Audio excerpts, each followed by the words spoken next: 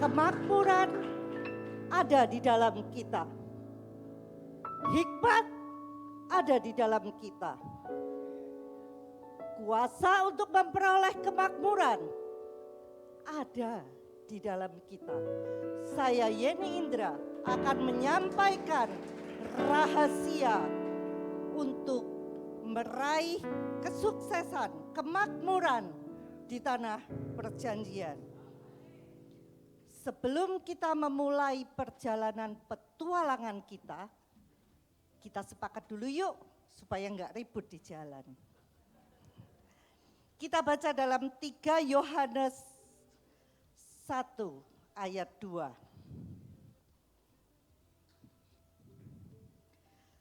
Beloved, I pray that you may prosper in all things and be healthy, even as your soul prosper. Saudara-saudaraku yang kekasih, aku berharap di atas segala sesuatu engkau makmur dan sehat-sehat saja, sama seperti jiwamu makmur. Jiwa, pikiran, emosi, dan kehendak. Ternyata kalau kita mau makmur dan sehat, pikiran, emosi, dan kehendak kita juga harus makmur. Apa arti makmur atau prosper?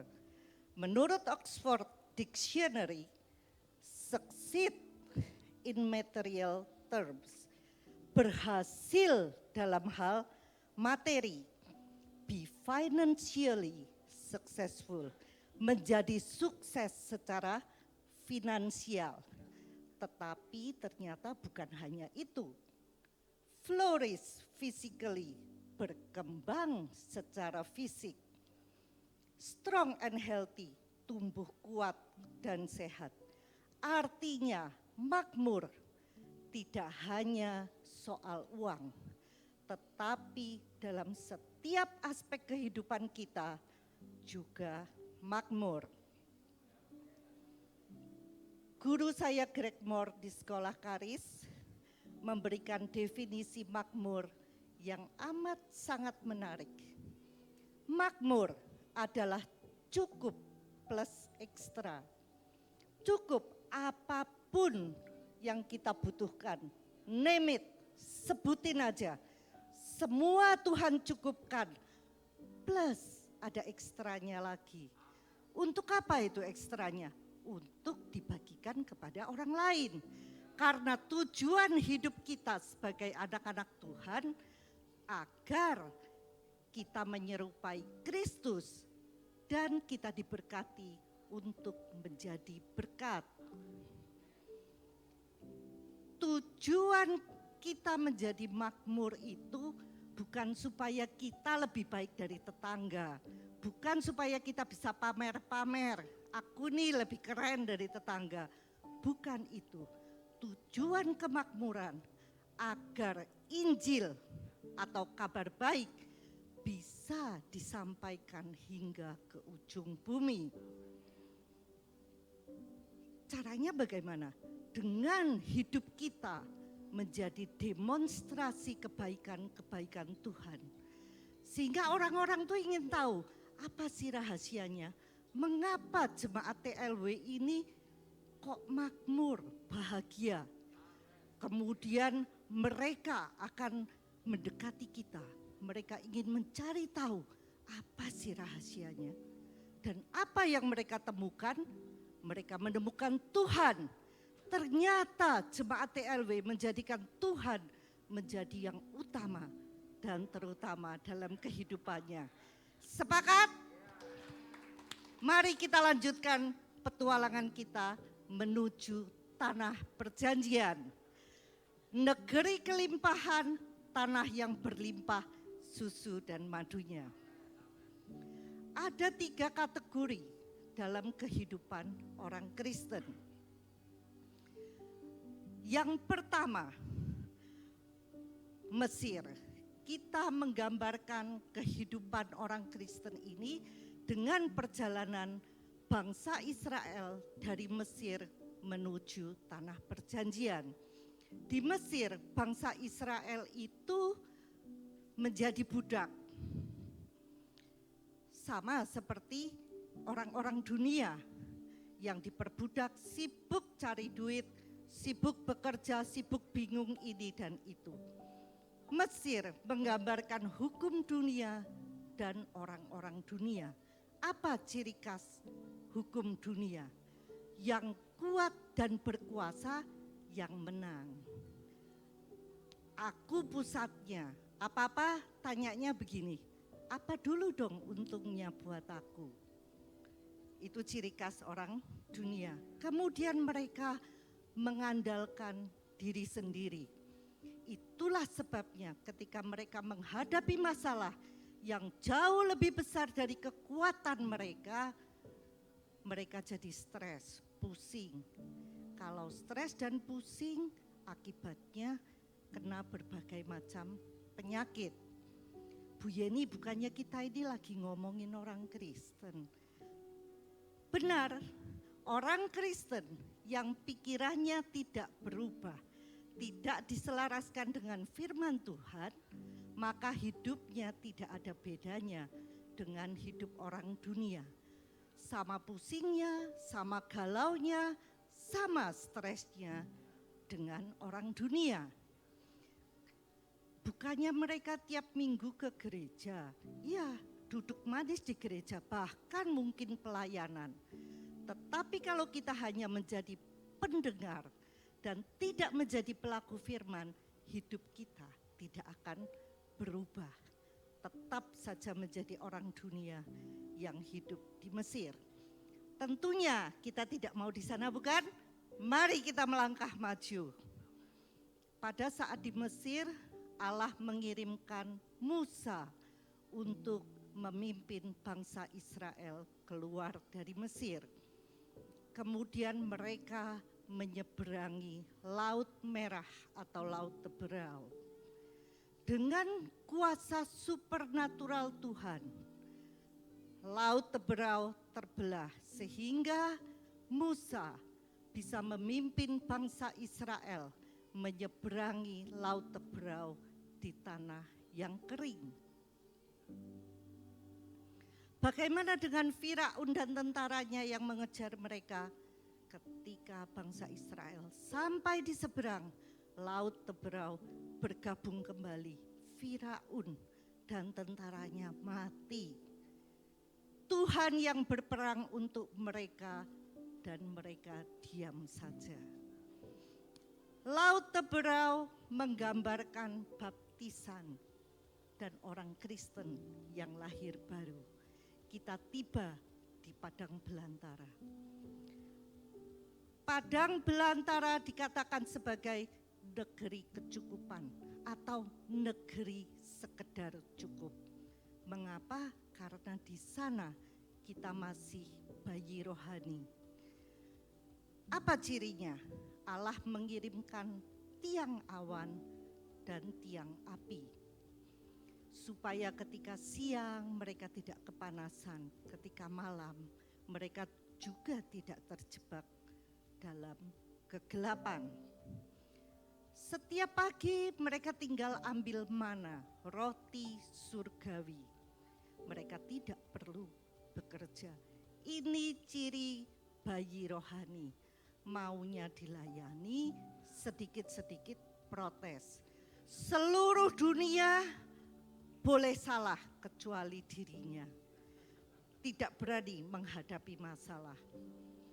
Pada suatu hari tidak ada air. Protes dengan Musa, marah-marah. Akhirnya Musa berdoa, Allah berkata, pukul batu, keluar air. Besok lagi sudah lupa pada mujizat-mujizat dan pertolongan-pertolongan yang sudah diterimanya. Suatu hari mereka tiba di Mara, air di sana pahit. Protes lagi sama Musa. Kemudian Allah memerintahkan, lemparkan tongkatmu ke air. Maka air yang pahit itu menjadi manis. Pelajaran untuk kita, kalau hidup kita terasa pahit, datang kepada salib Kristus, maka kehidupan yang pahit akan diubah menjadi manis. Perhatikan, ketika bangsa Israel ada di padang belantara, berulang kali mujizat terjadi. Mujizat artinya penangguhan hukum alam saat krisis. Jangan senang kalau kita terima mujizat. Artinya kita hidup dari satu krisis kepada krisis yang lain. Allah sengaja melanggar hukum alamnya sekedar untuk menolong kita survive lewat dari krisis itu. Korelasinya dengan hidup zaman sekarang, kita punya Allah yang maha kaya. Bapa kita kaya raya. Tentunya di garasi mobil kita berderet mobil-mobil mewah. Lihat tuh, Pak Delbi gak sekedar mobil, sampai ada pesawatnya juga, bayangin. Oh. Tapi meskipun ini yang sedemikian dahsyat dari pesawat, mobil-mobil mewah punya kita gak bisa ngapa-ngapain. Kenapa? Kan masih bayi rohani, masih kecil, gak punya SIM, tidak bisa mengendarai. Rugi enggak? Meskipun kita anak sang Bapa yang kaya raya, kita tidak bisa mengelola harta warisannya. Mengapa? Ya masih kecil. Kita baca dalam Galatia 4 ayat 1 sampai 2. Yang dimaksud ialah selama seorang ahli waris belum akil balik, sedikit pun ia tidak berbeda dengan seorang hamba. Sungguh pun ia adalah tuan dari segala sesuatu. Artinya yang berkuasa justru wali kita, karena kita masih anak-anak. Rugi bukan? Karena itu jangan stuck menjadi bayi rohani. Mari kita melangkah maju menjadi dewasa rohani. Ketika di padang belantara ini, Musa meninggal, mati di Gunung Nebo. Kemudian Allah memerintahkan Yosua, pembantunya Musa, asistennya Musa, untuk memimpin bangsa Israel menuju tanah perjanjian. Sama seperti kita, Yosua tentunya juga galau. Tuanku Musa itu nabi besar, sudah dipakai Tuhan dengan dahsyat, melakukan mujizat-mujizat dan prestasi yang spektakuler. Apa ya saya bisa? Pelajarannya, apapun yang Tuhan tugaskan kepada kita, lakukan dengan cara yang terbaik, dengan bergantung kepada Tuhan. Karena setiap tugas yang diberikan Tuhan, ada anugerah penugasan yang menyertainya. Tuhan yang membuat semuanya berhasil.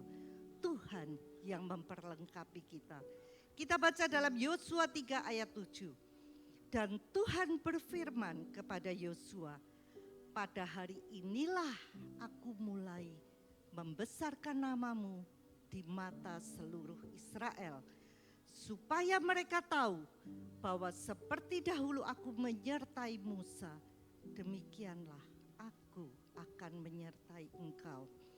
Yosua taat, kemudian dia memimpin bangsa Israel menyeberangi sungai Yordan. Ketika Yosua memerintahkan para imam yang membawa tabut perjanjian, ketika kaki para imam mulai melangkah ke dalam sungai Yordan, apa yang terjadi? Sungai Yordan terbelah menjadi dua. Bangsa Israel bisa menyeberangi sungai Yordan di tanah yang kering. Kalau dulu Tuhan menyertai Musa, memimpin bangsa Israel menyeberangi laut Teberau di tanah yang kering. Sekarang Allah menyertai Yosua memimpin bangsa Israel menyeberangi sungai Yordan di tanah yang kering. Janji Tuhan ya dan amin. Lalu Yosua memerintahkan setiap suku Israel memilih wakilnya untuk mengambil batu dari sungai Yordan. Kemudian di mana tempat kaki para imam berjejak, mereka mendirikan menara peringatan. Untuk apa menara peringatan? Untuk mengingatkan bangsa Israel maupun keturunannya bahwa Allah selama 40 tahun sudah menyertai bangsa Israel tanpa kekurangan sesuatu apapun. Bahkan kasut mereka tidak rusak selama 40 tahun, baju mereka pun tidak koyak. Demikian juga dengan kita. Masalah kehidupan kerap datang tanpa diundang. Ketika kita menghadapi masalah yang besar itu, pandang menara peringatan kita. Karena itu kita hendaknya membangun menara-menara peringatan dari pertolongan-pertolongan Tuhan di masa yang lalu. Kalau dulu Tuhan sudah tolong saya, sekarang juga. Kalau dulu mujizat Tuhan sudah terjadi, sekarang dan ke depan Tuhan juga akan menyertai kita. Karena janjinya, aku akan memberikan kepadamu hari depan yang penuh harapan. Pegang itu erat-erat. Setelah itu Yosua membawa bangsa Israel berkemah di Gilgal. Gilgal artinya lingkaran, menggambarkan kasih setia Tuhan yang tidak berkesudahan. Dan di sana Yosua memerintahkan setiap laki-laki untuk disunat. Apa arti sunat? Kalau dulu pikiran mereka masih pikiran Mesir, pikiran ala dunia. Kemudian di padang belantara setengah roh setengah dunia masih protes-protes, marah-marah, menyalahkan segala sesuatu. Sekarang semua harus dibuang. Karena untuk meraih kemakmuran di tanah perjanjian, kita tidak bisa lagi hidup menurut daging, tetapi kita harus hidup di dalam roh, mengikuti hukum kerajaan Allah. Kemudian di Gilgal mereka mengadakan perayaan Paskah. Setelah perayaan Paskah selesai, mana tidak muncul lagi. Artinya bangsa Israel harus bekerja. Orang dewasa harus bekerja. Tetapi ada bedanya ketika kita bekerja di Mesir dengan upaya 10 misalnya. Orang kerja ada ya, cuannya ya. Kalau upayanya 10 mungkin hasilnya 11, 12 atau 15. Itu udah untung 50%, tinggi itu. Tetapi ketika kita hidup menurut kerajaan Allah, upaya kita 10 dilipat gandakan Tuhan menjadi 30 kali, 10 kali 30, 300. Dilipat gandakan Tuhan 60 kali, 10 kali 60, 600. Dilipat gandakan Tuhan 100 kali, 10 kali 100.000. Itulah sebabnya ketika kita mengikuti hukum kerajaan Allah, kelimpahan terjadi.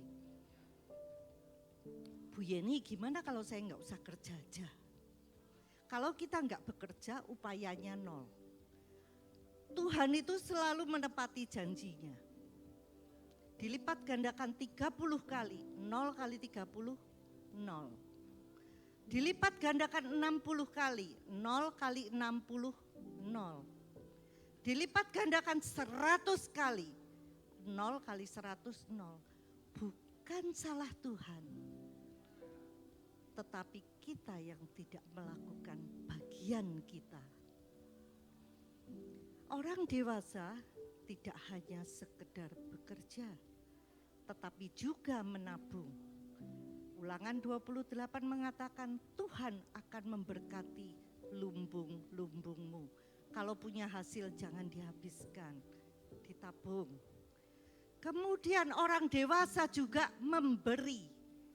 Karena hukum kerajaan Allah itu tabur dan tuai. Beri, maka kamu akan diberi. Kemudian Yosua sekarang mempersiapkan bangsa Israel menuju tanah perjanjian, negeri kelimpahan. Di sana yang berlaku adalah hukum kerajaan Allah. Satu-satunya pintu gerbang menuju tanah Kanaan adalah tembok Yeriko. Tembok Yeriko ini konon tebalnya itu luar biasa. Hingga di atas tembok itu 5-6 kereta bisa berjajar, berderet begini. Kemudian mereka bisa adu lomba cepat di atas tembok Yeriko. Artinya secara akal tembok ini gak mungkin bisa dihancurkan. Apalagi bangsa Israel itu keturunan budak. Sementara tembok Yeriko ini tidak hanya tebal, masih dijaga oleh tentara-tentara dan pahlawan-pahlawan yang gagah perkasa. Kita baca dalam Yosua 6 ayat 2 sampai 4a. Berfirmanlah Tuhan kepada Yosua, ketahuilah, aku serahkan ke tanganmu Yeriko ini, beserta rajanya dan pahlawan-pahlawannya yang gagah perkasa. Haruslah kamu mengelilingi kota itu, yakni semua prajurit harus mengedari kota itu sekali saja. Demikianlah harus engkau perbuat 6 hari lamanya. Dan 7 orang imam harus membawa 7 sangkakala tanduk domba di depan tabut. 6 hari lamanya mereka harus mengelilingi tembok Yeriko 1 kali saja. Tetapi tidak boleh bersuara. Artinya ketika mereka mengelilingi tembok, kalau enggak boleh ngobrol sama tetangga, mau tidak mau kita yang dilihat itu temboknya. Kita mesti fokus ngelihat tembok. Tembok yang secara akal mustahil untuk dihancurkan. Mereka harus menguatkan hatinya, menguatkan imannya, dan mereka diberi pilihan. Mau tetap takut ngelihat tebalnya tembok Yeriko dan ketidakmungkinannya mereka untuk menghancurkannya, atau memilih kepada janji Tuhan. Tuhan sudah berjanji, aku akan menyerahkan Yeriko beserta rajanya, prajuritnya, dan pahlawannya yang gagah perkasa. Demikian juga dengan kita. Kerap kali ketika kita menghadapi masalah, kita lihat secara kasat mata. Tidak ada solusi. Dipikir jungkir balik kanan kiri atas bawah juga gak ada solusinya. Tidak mungkin. Tetapi jangan lupa, kita punya firman Tuhan, janji Tuhan ada di sana. Tuhan sudah berjanji, aku akan berperang dan kamu akan diam saja. Aku akan menopang kau dengan tangan kananku yang membawa kemenangan. Bersatu jalan musuh-musuhmu menyerang engkau, bertujuh jalan mereka akan lari dari hadapanmu. Pilihannya ada di tangan kita. Kita mau percaya Tuhan atau kita mau memilih tenggelam dalam ketakutan dengan melihat tembok Yeriko masalah kita. Kita lanjutkan, Yosua 6, 4b sampai 5. Tetapi pada hari yang ketujuh, 7 kali kamu harus mengelilingi kota itu, sedang para imam meniup sangkakala. Apabila sangkakala tanduk domba itu panjang bunyinya, dan kamu mendengar bunyi sangkakala itu, maka haruslah seluruh bangsa bersorak dengan sorak yang nyaring. Maka tembok kota itu akan runtuh. Lalu bangsa itu harus memanjatnya masing-masing langsung ke depan. Tuhan memberikan arahan dengan detail satu persatu. Kalau kita ingin mendapatkan pertolongan Tuhan secara supernatural, taati perintah Tuhan.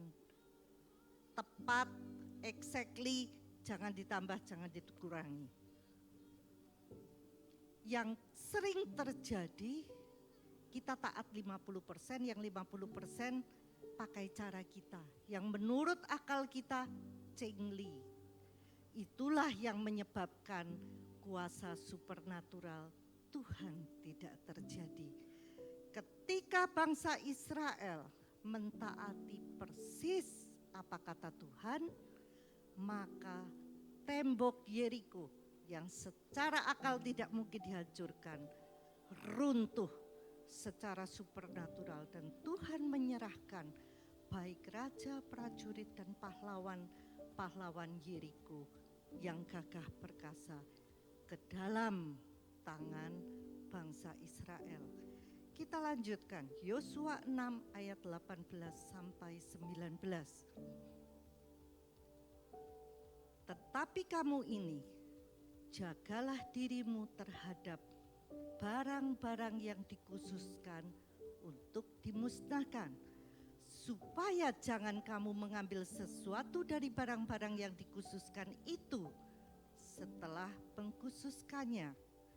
Perhatikan, dan dengan demikian membawa kemusnahan atas perkemahan orang Israel dan mencelakakannya. Kembali kita diingatkan, kalau mentaati Tuhan, taati persis.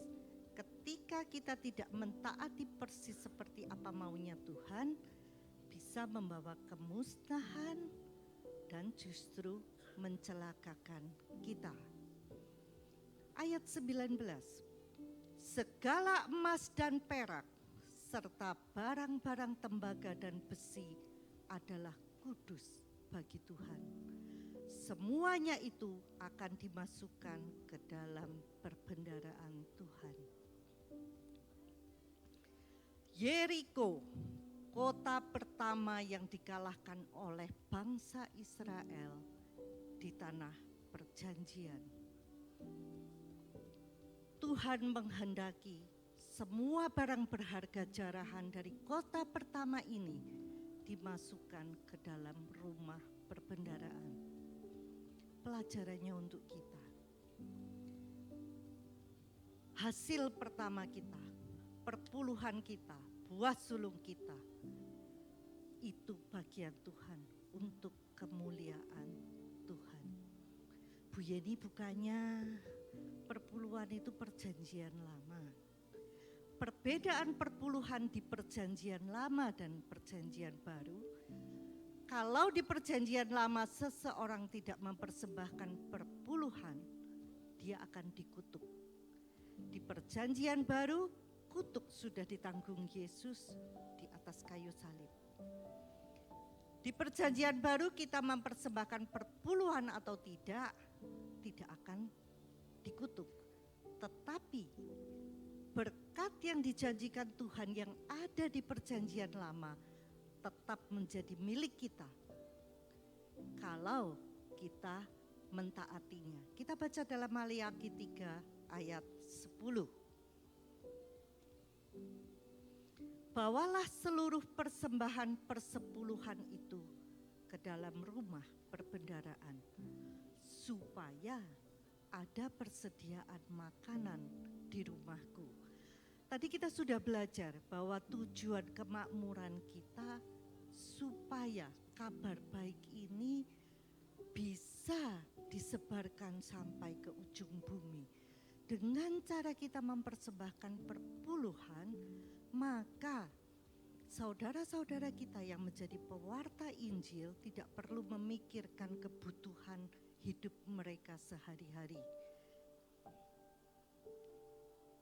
Lanjut, dan ujilah aku, firman Tuhan semesta alam. Tuhan menantang kita, buktikan, uji aku. Apakah aku tidak akan membukakan bagimu tingkap-tingkap langit dan mencurahkan berkat kepadamu sampai berkelimpahan. Ternyata ini salah satu rumus hukum kerajaan Allah supaya kita diberkati, supaya hidup kita makmur. Saya selalu mendorong anak-anak untuk rajin berbagi. Berbagi apa saja? Berbagi senyuman, berbagi nasi bakarnya Bu Yanske, yang enak ya. Kemudian berbagi motivasi, berbagi kebaikan, berbagi kebenaran seperti seruput kopi cantik. Apapun yang kita bisa bagikan. Kalau kita rajin menabur benih dimanapun kita berada, kemanapun kita pergi, kita gak perlu khawatir. Karena kesana kesini tuayan kita banyak. Ada cabai, ada rambutan, ada mangga, ada belimbing, banyak sekali. Dan satu lagi yang amat sangat menginspirasi saya, apa yang dilakukan oleh papa mertua saya. Ketika kami masih tinggal di Solo, pada suatu hari papa datang membawakan bibit pohon mangga gadung Probolinggo yang enak. Kemudian ditanam di rumah kami di Solo. Ketika pohon itu cukup besar, mulai berbuah. Setiap musim mangga, Pak Min, tukang kebun kami akan, meskipun saya enggak di Solo ini, dipaket ke Surabaya, paket ke Jakarta, mangga gadung Probolinggo. Padahal saat ini sudah 23 tahun papa mertua saya pulang ke rumah Tuhan. Anak cucunya tetap bisa menikmati buah mangga yang enak. Demikian juga dengan kita. Kalau kita rajin menabur benih, bukan hanya kita yang menikmati, anak cucu bahkan ketika kita sudah tidak ada di dunia ini, mereka tetap bisa menikmati, tetangga, teman semua juga ikut menikmati. Sebagai penutup, perhatikan apapun yang kita butuhkan dalam hidup kita, kemakmuran, kekayaan, kelimpahan, kesehatan, kesembuhan, kepandaian, hikmat, semua sudah tersimpan di dalam roh kita. Karena di dalam roh kita ada Kristus dengan segala kekayaannya. Tetapi perhatikan ini, seberapa banyak kekayaan kelimpahan ini bisa termanifestasi ke alam natural, ke dalam tubuh kita, tergantung seberapa baik kita mengenal Allah, seberapa baik kita bekerja sama dengan hukum-hukum kerajaan Allah, dan seberapa baik kita menghidupi kebenaran firman-Nya dan melakukannya sesuai dengan cara Tuhan, God's way. Mana buktinya Bu Yeni? Mari kita baca dalam 2 2 Petrus 1 ayat 2. Saya ambil dari KJV. Ini bagus sekali.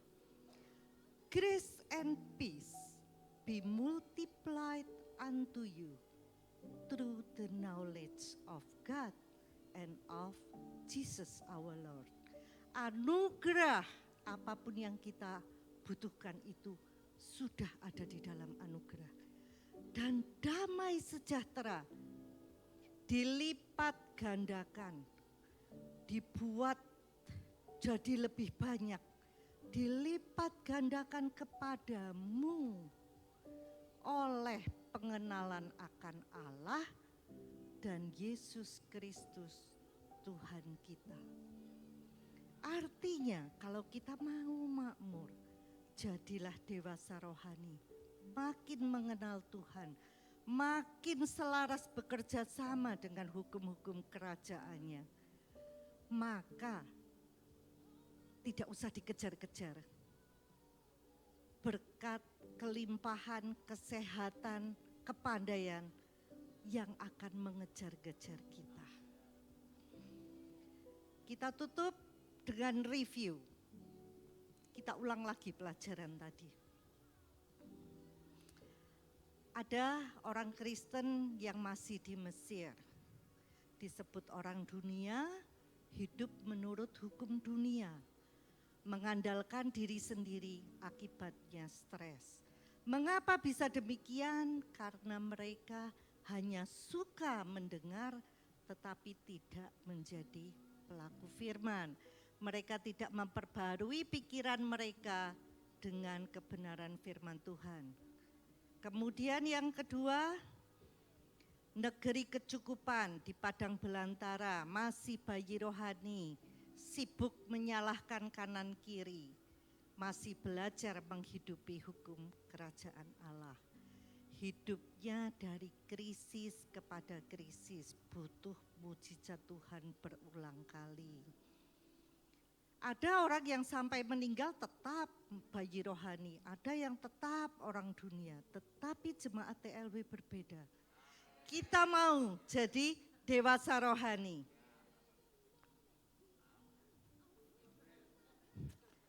Yang ketiga tolong, ya, negeri kelimpahan, kita mau membangun kemah kita di tanah perjanjian. Negeri kelimpahan yang berlimpah susu dan madunya. Syaratnya dewasa rohani, hidup menurut kerajaan Allah, dan kita hidup dalam berkat. Diberkati untuk memberkati, suka memberi. Hidup kita menjadi demonstrasi kebaikan Tuhan. Mari kita membangun kemah kita di negeri kelimpahan. Tuhan Yesus memberkati.